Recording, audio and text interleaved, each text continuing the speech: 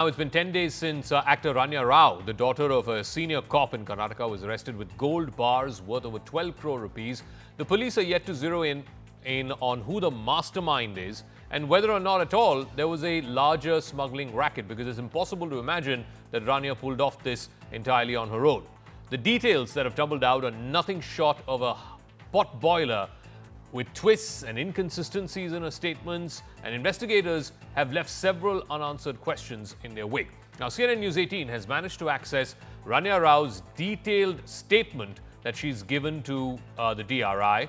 Ranya Rao claimed that she got a call from an unknown foreign number on the 1st of March asking her to be at Gate A of Terminal 3 at the Dubai International Airport.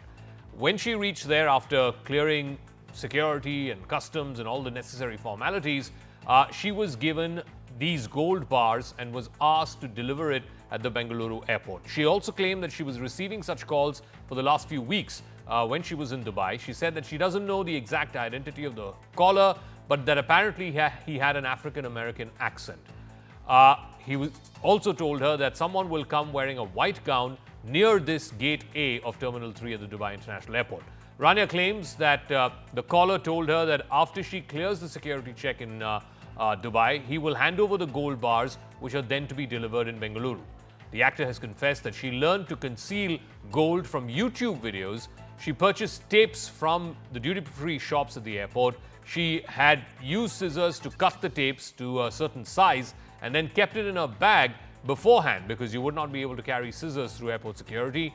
The actor said an unknown caller directed her to leave the gold bars in an auto rickshaw upon disembarking at the Bengaluru airport and after leaving the Bengaluru airport complex. Upon arrival and search at the airport, Ranya Rao admitted to concealing the gold bars and also informed the DRI about her travel history, not just to Dubai but also to Europe, America and Africa in the last 1 year. देखो, land तो बोमाई जी ने उस time जो मुख्यमंत्री थे उन्होंने clarify कर दिया है, तो इन्होंने अप्लाई किया था और उसके लिए एक सिंगल विंडो स्कीम वो स्कीम सब था, उस टाइम में मिला होगा। लेकिन बाद में इस 3-4 महीने में जो स्मगल हुआ है, इनके रिपोर्ट के आधार पर बोलना है तो यही 3-4 महीने में ज्यादा हुआ है स्मगलिंग वगैरह, और उनके साथ संबंध है कुछ इनके एकदम डायरेक्ट लिंक है कुछ मंत्रियों के साथ। ऐसे भी बहुत ही बड़ी मात्रा में मीडिया रिपोर्ट है, उसके बारे में कुछ नहीं कर रहे। सबके लिए केंद्र सरकार ये तो क्या तरीका है, पहले ठीक तरह से इंक्वायरी करो। Opposition only were going hammer and tongue saying that we are trying to scuttle the investigation and everything. Whatever it is, let it happen free and fair if they think so. We also run a quite a capable agency over here. There is no question of succumbing to anybody's pressure. We work independently and we work transparently, and the government of Karnataka does not work at the behest or at the criticisms of the opposition. Meanwhile, this investigation into Ranya Rao is not limited to just the Directorate of Revenue Intelligence. The Enforcement Directorate has joined the probe today. They've conducted raids across multiple locations in Bengaluru. The multi-agency investigation hopes to unearth what is a larger nexus of gold smuggling from Dubai into India. The ED is probing the gold smuggling link and customs duty evasion. An FIR has also been filed by the CBI based on the complaint of the additional director of DRI. CBI is investigating the role of other officials in the gold smuggling syndicate. And the Revenue Department is investigating Ranya Rao's involvement in what they believe were hawala transactions, money laundering, and her possible link to illegal financial networks in Dubai. Harish is now joining us with more details on this. So Harish, as per the statement that she's recorded before the DRI, it's clear that she was being given all of this gold after she cleared airport security in Dubai, but she has not clarified on who this person was who made the phone call to her, gave her these instructions, or who this person was who met her at the Dubai airport at Gate A, Terminal 3, and who provided the gold to her, who gave the gold to her. Do we know anything more on who the other people were who facilitated this gold smuggling? Well, two aspects here. She is contradicting some of her own statements. For example, she says that this is the first time that she is carrying out gold smuggling.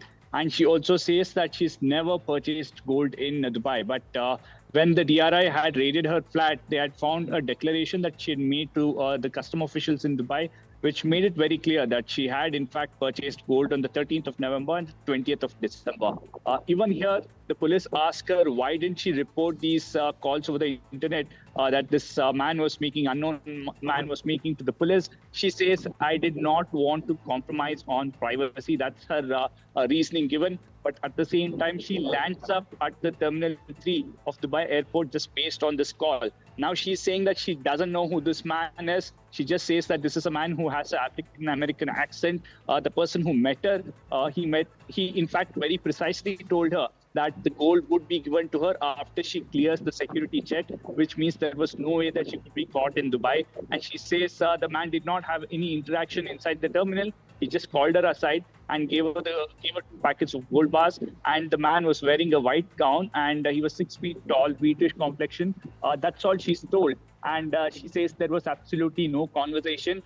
She was told beforehand that in which form and size these gold bars would be in. And that's the reason she had seen YouTube videos, in fact, purchased adhesive tapes and cut it in the precise sizes that she wanted and carried it to the airport, in a way indicating how well planned this was. And she was aware that the scissors would get caught at the security checkpoint, so she did not carry these scissors. The tapes were cut in different sizes much before she entered the airport.